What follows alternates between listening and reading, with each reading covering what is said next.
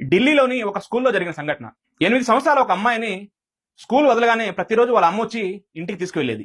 ఒకరోజు ట్రాఫిక్ వల్ల తన తల్లి స్కూల్ వద్దకు రావడం లేట్ అయింది. ఆ అమ్మాయి స్కూల్ గేట్ వద్ద తన తల్లి కోసం ఎదురు చూస్తూ ఉంది.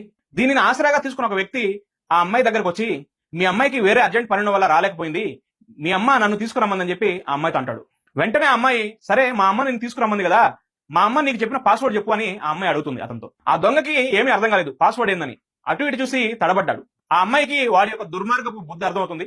ఆ అమ్మాయి గట్టిగా అరిచేలోపు అతను అక్కడ నుండి తప్పించుకొని వెళ్ళిపోతాడు. ఈ మధ్య కాలంలో మాయ మాటలు చెప్పి స్కూల్ యొక్క పిల్లలు కిడ్నాప్ అవడంతో తన తల్లి తన కూతురికి ఒక పాస్వర్డ్ చెప్పింది. స్కూల్ వద్దకు తను తప్ప మరెవరు వచ్చినా పాస్వర్డ్ అడగమని చెప్పి ఆ పాపకి నేర్పించి ఉంది.